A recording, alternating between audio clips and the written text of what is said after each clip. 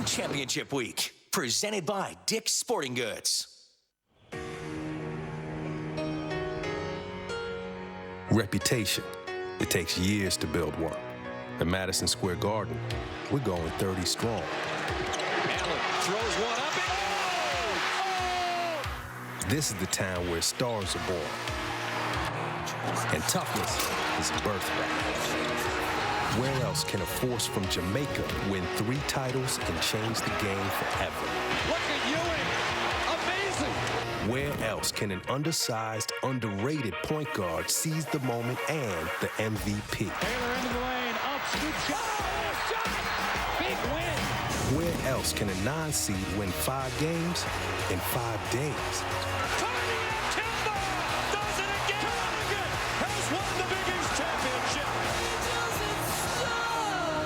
This is New York. This is the Big East Tournament. Think you've seen it all? You haven't.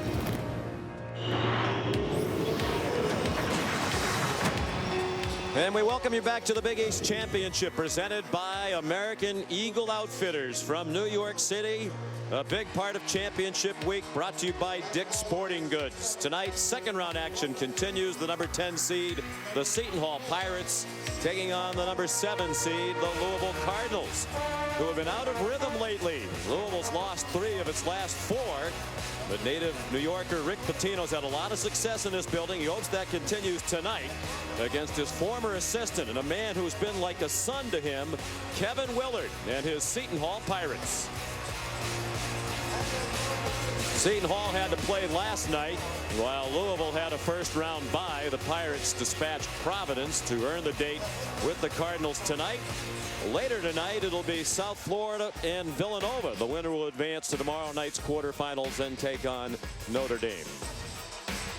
Good evening, everybody. Welcome back to the Big East Championship. Sean McDonough along with Jay Billis and Bill Raftery. Delighted to have you with us for this family affair tonight. The Willards and Patinos are very close.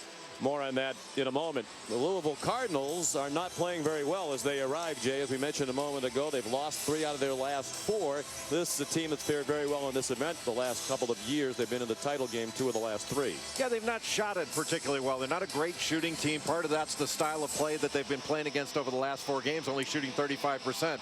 But defensively, they are very good, holding their opponents to a low field goal percentage, and they also get a lot of steals because they go for the ball. This is a team that knocks it away from you, backflow pressure. Russ Smith gets a lot of steals, and they've got to turn this Seton Hall team over. When they do, they run to that three-point line. They just don't run to the rim. They go for three-point shots, and Russ Smith, one of the best steal guys in the country. A 2-3 zone, but it is active for steals. It often goes to man-to-man when it goes into the post, and they steal the ball trying to generate easy baskets. They are going to have to do that against Seton Hall. They cannot grind it out in a half-court game all game long and hope to win. And the pressure of Championship Week squarely on the Seton Hall Pirates. They came into last night's game having dropped 2 in a row. Desperately needed that win against Providence. They got it, but Joe Lunardi still has them as the last 4 in the tournament. This would be a big resume booster tonight. Scary. I wish we were as close as the Willards and the Patinos. That would make it for a better broadcast. You know, Kevin called. He knows my track record at Seton Hall. Looked into my intricate sets. I said to him, score more. That would certainly help. Defensively, I think they got to turn them over. That's key. They caused 24 turnovers against Louisville. I think we'll see some pressing late, Sean. And both coaches agree as we go one-on-one. Point guard play will be a big factor tonight. Well, Jordan Theodore plays with great pace, coming off a terrific game against Providence where he had 13 points, but he also had 13 assists, only 1 turnover. He made really good decisions both in the open court and the half court. Got to keep him out of the lane. And what Rick would love from Peyton Siva is just what you alluded to. Change the speeds, make some good decisions, don't get too deep without a positive result.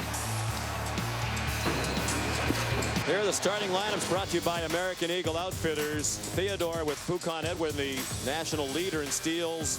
Harold Carlos, Herb Pope averaging a double-double, and Patrick Auda for the Pirates, who are 20-11 after that win last night.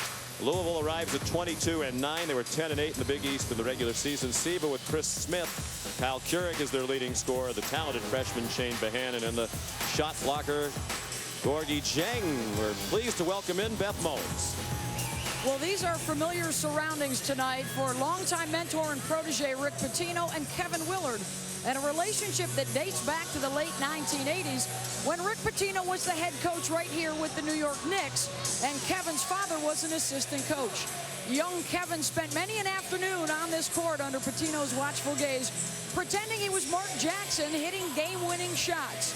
Ultimately, Pitino would help Kevin get into the coaching ranks and even encourage him to get the job at Seton Hall. And now mentor and protege have come full circle back at the Garden tonight, Sean.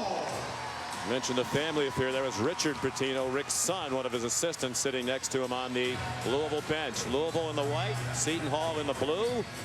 Jang and Pope jump, and it's eventually controlled by Siva. Seton Hall. Sean McDonough, Jay Billis goes. Well, some zone with some minimum principles. This is an active zone. It's much the same as Louisville runs. They're mirror images defensively. Who they slip in the center is key if they can get in the gap with the bounces as well. Tough shot. By Gorgie Jang, the rebound down to Herb Pope. Had trouble on the dribble. He did his Magic Johnson imitation. Not impressively so. Magic would be ashamed. There's Louisville coming with that backflow pressure. They'll try to back tip it, knock it away. It's a lot easier to knock it away from a big guy that decides he's going to act like a guard in transition. And then the regular season, Louisville was a winner in Newark, New Jersey. Kyle Keurig long with the jump shot and Patrick out of the rebound. They played on January 28th. Louisville won 60-51. Despite the fact they turned it over 24 times in that game against Seton Hall, which has won this championship twice, but not since 1993. I would assume low scoring because they both know in practice against these zones. Good balance by the Hall. And Edwin the miss. Now Siva, a little stop and go move. Out for Chris Smith. Boy, Louisville shot 35% from the floor the last 4 games, 18% from 3. And they've bricked up a couple to start tonight. Yeah, not a good pass there. Tough angle, tough delivery, a little bit of a skimmer. Problem is, what does he do if he catches it? That's an incredibly difficult catch. Run out of bounds. Yeah, pretty much. But both teams have gotten some wide open looks off of penetration. They just have to knock shots down. And Siva penetrates oftentimes along the baseline. He'll jump straight out of bounds to try to get an angle to throw it into the corner for an open shot. Strong move to the bucket, but Siva couldn't finish. Scoreless nearly 2 minutes in. Hall hoping to get off to a better start than last night. Jang the block of Herb Pope. Siva had to save it. Jang wound up with it to the hand in for the dunk. How about the big guy, the presence of mind to look right at the rim. Terrific delivery. Well, Jang really bothered Seton Hall in that first meeting between the two with his ability to block shots and change shots around the rim. And Carlos looking to screen him. That's what they need to do, is start screening this zone. He's got his season average of assists, by the way, 1. Shaky start last night for Seton Hall. They fell behind 9-0 against Providence. That was on the heels of the 28-point loss Saturday to close the regular season against DePaul. And Kevin Willard admitted he was a little bit worried about his team at the start of the game last night, but they rallied. Some tough angles on these passes early, you know. Impossible catch, but the find, the big fella, delivered. That's a 3 for Jordan Theodore. Fantastic last night. 13 points and 13 assists. 1 assist shy of the Big East championship record. Both these teams have great coverage on the perimeter. They're very concerned about the deep shot. Should open up, as we saw early, drive, draw, and find. Edwin's so long and active up top. Look at that. Chris Smith, no. Out of, tipped it out to Theodore, who looks to push. Rick Pitino has great respect for Theodore. We talked to Rick before the game today. He said Theodore is a terrific player. Senior, trying to make the NCAA tournament for the first time. The Pirates haven't been since 2006. And Herb Pope's another senior, trying to make sure they get there. They'd probably cement a bid with a win tonight. No, he can step out. He bites you just enough to keep you honest. Siva slipped, but got it off to Keurig. That's his spot. Kyle's corner. Fortunately, he doesn't have to pay rent on the left side of the floor. Be rather expensive for a college student. He is unerring. They're at 34% from three-point range. That's been coming down a little bit lately. Leads the Cardinals at 13 points per game. Theodore stripped. Siva one-on-one with Edwin. And a foul during the drive called by Jeff Clark, Jim Burr, Wally Rutecki, the other officials. Well, fellas, there's a new cardinal in New York. I'm sure you've read that. You're being very religious. But the Pope is still the boss. Drill it in from deep. No smoke in that delivery. ESPN's exclusive presentation of college basketball is presented by American Eagle Outfitters.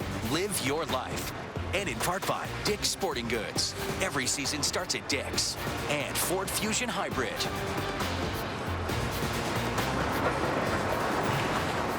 Our first media timeout. It's Seton Hall with a 1-point lead over Louisville. Second round action of the Big East Championship.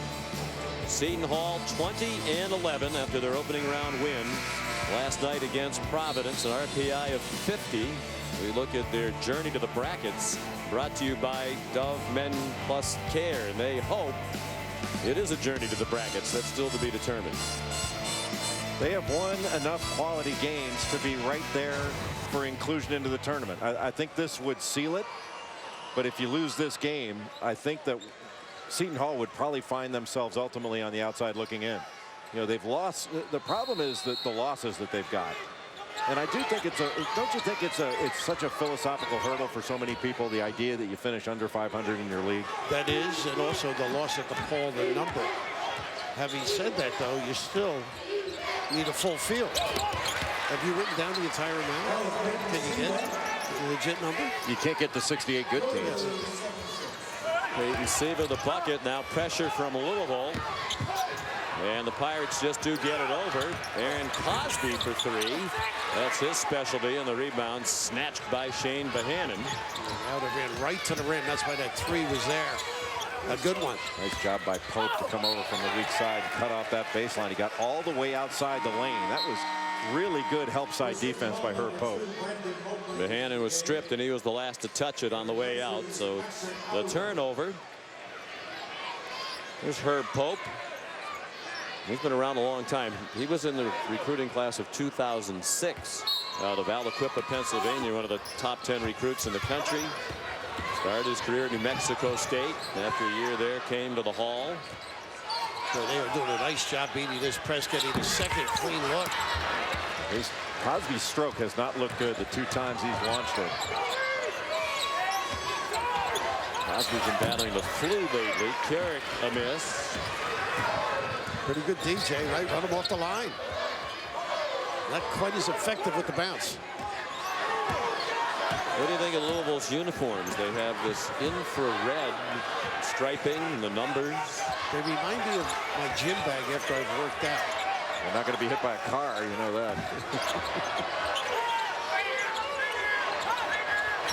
What they say is their road uniforms are really a sight to behold. Well, if they win tonight, apparently tomorrow they're going to bring out these bright red, infrared uniforms. So if the power goes out, we can follow them out of the building. They're actually orange. Their numbers are orange. And they say that the road uniforms are the exact same color, so they look like traffic cones.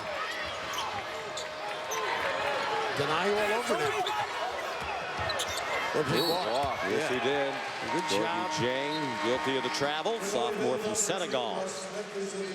Really like your kids to react in a situation like that. You got the big guy that far away from the goal. Lock everybody up. Not accustomed to being that deep. And you have to come to the ball when you got a big guy in trouble. Somebody's got to present themselves as a receiver to get him out of trouble. Because that was a team turnover. That's not Jang's fault. Brandon Mobley has come in the game for Seton Hall, number 2, a freshman. He was terrific last night, a real spark after they fell behind 9-0. Kevin Willard said this morning he's not afraid. He's a freshman, but he's remarkably poised. He wants to be out there. He shows his comfort level again, banging in his first shot. He had a career-high 16 last night. Timeout. Is it March monotony? Jay, you always love a guy in a foul line that can make a shot. This is nice. Ball movement, and then right here, Jang has to come up. He's got to be careful in the back as well as playing up front. Well, Keurig's got to help out there, too.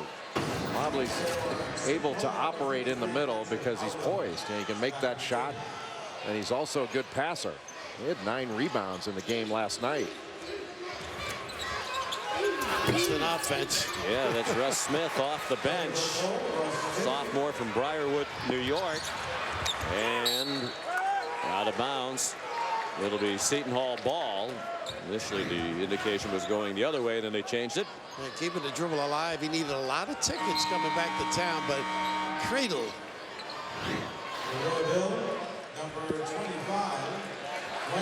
Here's Wayne Blackshear, talented freshman, highly touted recruit who missed most of the season after preseason shoulder surgery. Returned to play 6 games down the stretch and played pretty well.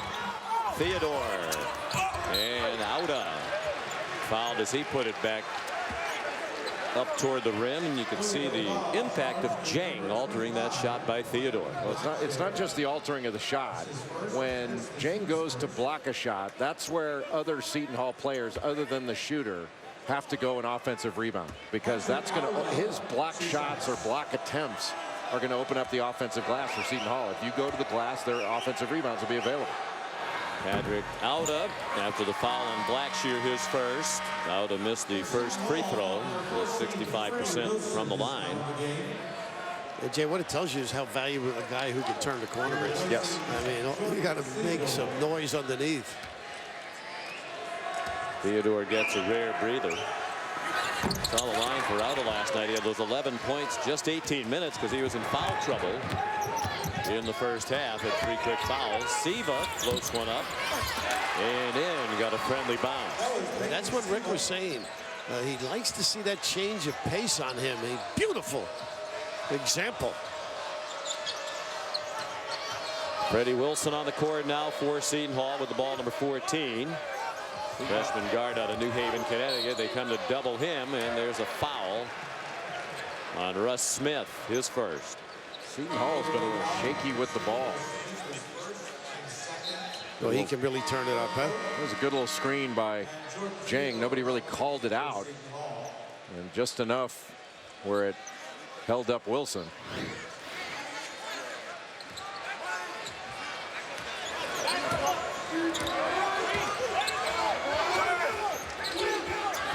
Well, that cut really caused some swaps trying to help out. And that ball goes in the middle. Pretty.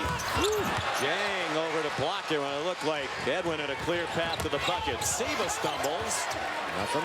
No call, just a turnover. Theodore the other way at a very short rest on that bench. Edwin's 3 from the corner didn't go. Swapshire took it away from his teammate. Boy, when Siva took it down the middle, that last offensive possession, he had Russ Smith wide open for a 3. That's that overdrive he goes into, though, Jay. Sometimes you can't recognize with that terrific speed. What a crossover. Russ Smith a miss. Rebound down to Freddie Wilson. Theodore the pull-up.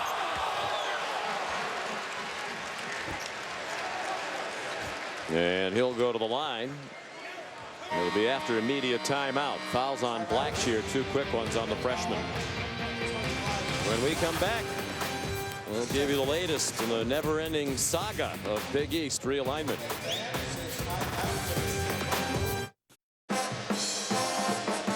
Back in New York, Louisville with a 3-point lead over Seton Hall in the first night game. Part of the doubleheader tonight. There are 2 games this afternoon in between sessions. Commissioner John Marinado of the Big East had a big announcement. Today is an exciting day for the Big East Conference. I'm pleased to formally announce that Temple has accepted an invitation to join the Big East Conference as a football playing member effective July 1 of 2012, and as an all sports playing member effective July 1 of 2013. So the most recent addition to the Big East is Temple, a move that had been rumored for a while and made official today. Of course, Pittsburgh and Syracuse, the thought is they'll have 1 more season in the Big East in football and basketball and then likely depart. West Virginia played its last game in Big East play today. They were eliminated by Connecticut in overtime this afternoon. They're on their way to the Big 12 starting next year. Central Florida, Houston, Memphis, and SMU coming in all sports. Boise State, Navy, San Diego State. Football only. Jordan Theodore at the line for 2. Sean, I think that'll really help Fran Dunphy's recruiting in the Philly area. Basketball-wise, yeah. Doesn't it make you laugh a little bit, though, where when conferences, they complain when other conferences come and raid their conference and they turn around and raid somebody else's in response? Life in the fast lane. I mean, it's all survival. Yeah, it's all business. I have no problem with it, but it's just kind of the rhetoric around all this stuff that makes you laugh a little bit. Well, I think for the most part it's been really sad, and there's a little air of sadness here. I mean, West Virginia leaving, you got the sense that Bob Huggins was melancholy. He loved being in the Big East, enjoyed coming to New York, and a lot of his recruiting that's led to the success in recent years in the Big East has been in the New York area. And the kids from New York want to go play in the Big 12. It changes things for him when you think of it, because they haven't been able to hit that Washington area recruiting, which they thought they would. And now is their interest in the eastern area of the country to go play there and then play out in the Midwest. And that's going to be a difficult task, I think. Well, it just changes all these jobs. Now the West Virginia basketball job is a completely different job than it was last year. And the same thing is true for Syracuse and Pittsburgh. I mean, Pittsburgh has gotten a lot of players out of the New York area. And going into the Atlantic Coast Conference, their recruiting is necessarily going to change. It's just a different job. Well, Syracuse won't change. I don't think. I think the recruiting base will stay the same. You would think, but you're still playing most of your games down south, and you're not going to be, unless the ACC comes to Madison Square Garden for the tournament. You know, it's a lot different. Nice kick. Can he knock it down? That's 3. Clean looks.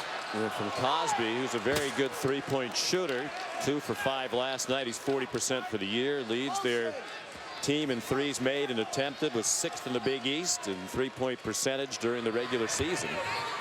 Louisville by 1. Well, it used to be conferences were sort of aligned by geography, by institutions that had similar interests and missions and philosophies, and now clearly it's more than anything else just a cash grab. These schools are going where they think they can get the most money. Well, it's just the way, it's the way of the world now. Everything's consolidating. You know, banks have consolidated, airlines have consolidated, and college athletics is consolidating, and it's not going to stop. Wow, what a reaction on that tip. Sensational. Yeah, they gave it to Edwin. There were a couple of Pirates there, but Fuquan Edwin credited with the bucket. His first, and it's Seton Hall back up by 1 as we approach the midpoint of the first half. Yeah, you mentioned Edwin stealing, Sean. He does a lot of things well.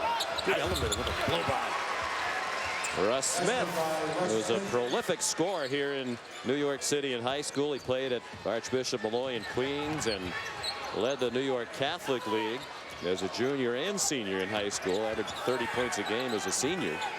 They didn't want to take that one. 3 misses for Cosby beyond the arc. Now a little gun shy. Theodore powers into Siva, and it goes off the shot clock. And Theodore thought he was fouled. Might have had a point. The middle of this 2-3 zone has been wide open for penetration and for passes. They have extended it. And Russ Smith, with his tremendous quickness, he can go left off the drive, he can go right, and has a terrific crossover move. He's getting into that middle. They're going to be able to continue to get in there and shrink that defense, contract it, and then they've got to be able to kick it out. He's a great 6th man because he comes ready to step it up. Smith missed that time. Theodore the other way. Harold's Carlos. Back to Theodore with Edwin, Pope, and Mobley for the Pirates. Pope a miss. Kept it alive for a moment. Then Jang was stripped. And they say it was last touched by Seton Hall. Pretty good sequence by Pope, I thought. Did a nice job.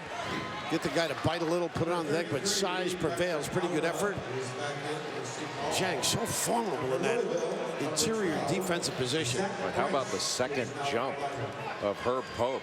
Tremendous quickness after that shot to get to the rebound before anybody else really could jump again. Remind you, friends, the coverage tonight available in 3D. We also have the virtual shot clock on the court tonight. They're near the bottom of the lane. A little easier to see for some perhaps than the shot clock that's also adjacent to the time remaining in the half. And they'd have been Mobley there with that swipe. Pretty good baseline pass. First foul on Mobley. Just the second foul on the Pirates. Zach Price at the line, 6'10" freshman from Louisville, Kentucky.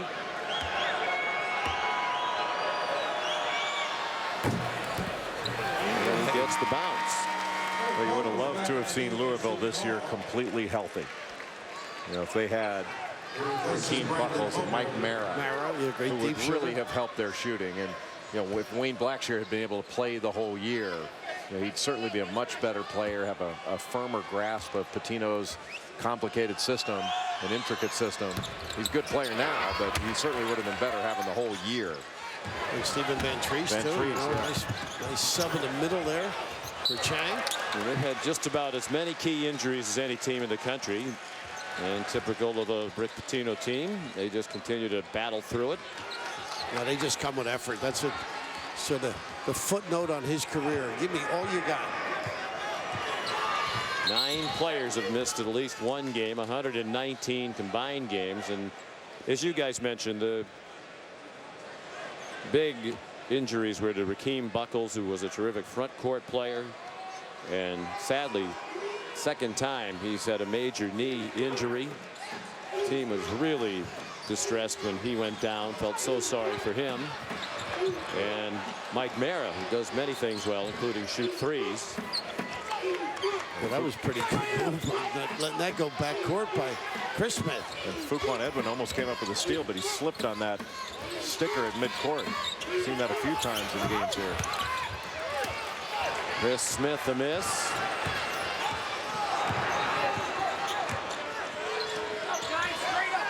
Well, as you guys anticipated, kind of a low-scoring game. Seton Hall has missed 7 of its last 8 shots. And a baseline jumper knocked in by Fuquan Edwin, sophomore from Paterson, New Jersey. We had a nice night last night, 12.7 rebounds in their win over Providence College. Boy, that's like a knuckleball. Looks like Phil Necro shot that thing. There's no rotation on it at all. The Ephus shot. Yeah, both teams are getting good shots. I think familiarity with the zone has been one of the reasons. Zach Price kept it alive after a Russ Smith miss. Edwin was quickly up on Curick. Now Chris Smith will try a 3 and rattle it home. He's the brother of J.R. Smith, who's now starring regularly in this building. Newcomer to the New York Knicks, joining up in the cast of Linsanity. Wow. Yep. Harold's Carlos called for the travel. Fuquan Edwin, one of the best defenders in the country. High steals rate, and even though this is a funky looking shot, it goes in. That was a knuckleball. Strike one.